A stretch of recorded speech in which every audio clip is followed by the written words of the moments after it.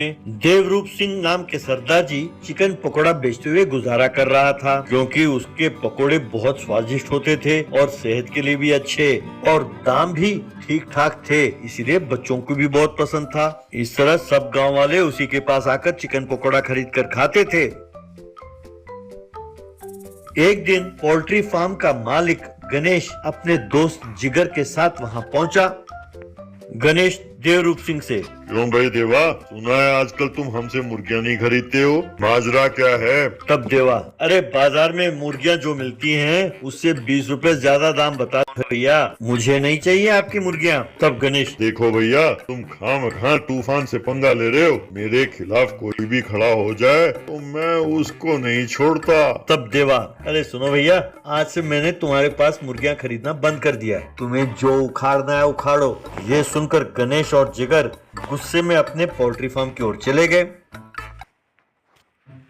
वहां जिगर से गणेश, यार उसकी ये हिम्मत कि सबके सामने वो मेरी बेइज्जती करे, उसे सबक सिखाना होगा, उसे मेरे सामने आकर गिड़गिड़ाना होगा। तब जिगर, अरे भैया, उसे भी तो धंधा करना है, अगर उसका मुनाफा आप ले लोगे तो वो अपना गुजारा कैसे करेगा, जरा सोचो तो सही। तब गणेश, ये क्या तुम मेरे आदमी होकर उसकी तरफदारी कर रहे हो? क्यों, तुम्हें ये नौकरी नहीं चाहिए? ये एक बड़ा कमीना है, इसे नसीहत देने का कोई फायदा नहीं है, ऐसे ही गलत काम करता रहता है और बाद में बहुत बड़ा नुकसान उठाता है। यूं सोचा। अब गणेश जिगर से, अरे जिगर, मेरे दिमाग में बहुत बढ़िया आइडिया आया है। वो देवा का छोटा भाई है ना, नालायक सरदार, उसे उकसाते हैं, देवा के ठेले के सामने ही सेंटर में उसका एक चिकन पकोड़े के ठेला लगवाते हैं, उसे हम सस्ते दामों में चिकन देंगे पर इस सरदार का दुकान जरूर बंद कराएंगे। क्यों, क्या कहते हो? तब जिगर, अरे भैया, अगर दाम कम करना है तो वही दाम चिकन दे सकते हो ना भाई, हमारा भी अच्छा धंधा होगा और टाइम टू टाइम वो पैसे भी दे देता है।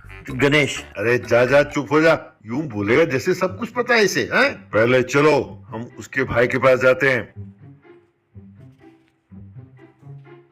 यूं गणेश सरदार के पास गया जो अपने दोस्तों के साथ एक जगह दारू पी रहा था। वहां गणेश ने सरदार जी को अपना पकोड़ा सेंटर खोलने के प्लान के बारे में सब कुछ बताया। ये सुनकर सरदार, अरे वाह, ये तो आइडिया बहुत बढ़िया भैया, आप तो भगवान के रूप में आए हो। मैं भी बहुत दिनों से इसी ताक में बैठा था कि कब मैं अपने भाई को शिकस्त करूं, पर क्योंकि गांव वालों को उसके बनाए हुए पकोड़ों का स्वाद बहुत अच्छा लगता था, मैं समझ नहीं पाया कि क्या करूं, और मेरा सारा परिवार उसकी प्रशंसा करते हैं और मुझे निकम्मा कहते हैं। तब गणेश, अरे इतना ना सोचो भैया, ये तो सिर्फ चिकन पकोड़े हैं ना, इसमें क्या होता है, बस चिकन के पीस, मसाले, नमक, मिर्ची, गरम मसाला, अंडे, कॉर्नफ्लोर, बस। सुनो, एक महीने के लिए हम कम दाम में चिकन पकोड़े बनाकर बेचें तो लोगों को उसकी आदत पड़ जाएगी, बस तुम्हारा भाई दुकान बंद करके चला जाएगा। ऐसा करने के लिए तुम्हें किन चीजों की जरूरत है, जरा मुझे बताओ,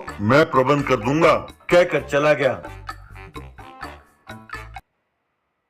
देवा के दुकान के सामने ही सरदार ने भी चिकन पकोड़े की दुकान खोला।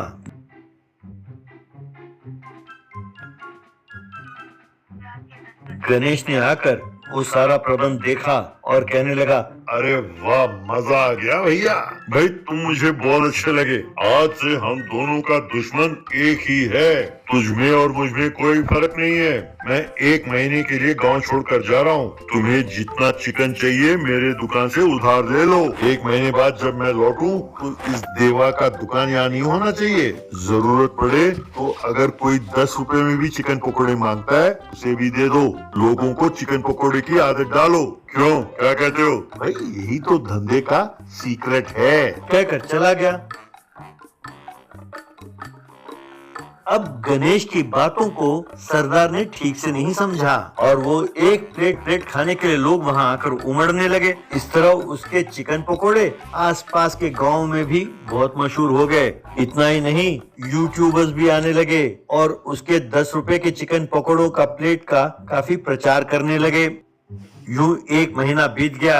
ये सब देखकर सरदार के भाई देवा ने कुछ दिनों के लिए अपना दुकान बंद कर दिया। अब गणेश सरदार क्या? अरे सरदार, ये तूने क्या कर दिया? मैंने तो तुम्हारे भाई की दुकान को बंद कराने के लिए कहा था और तुमने मेरे पोल्ट्री फार्म से सारे मुर्गियां गायब करा दिए और किराने की दुकान पर मेरे नाम पर तूने 50,000 का उधार किया। तुम तुरंत उन मुर्गियों के और किराना सामान के पैसे भरो। तब सरदार, क्या पैसे भरूं? अरे तुम्ही ने 10 रुपए चिकन पकोड़े बेचने के लिए कहा था।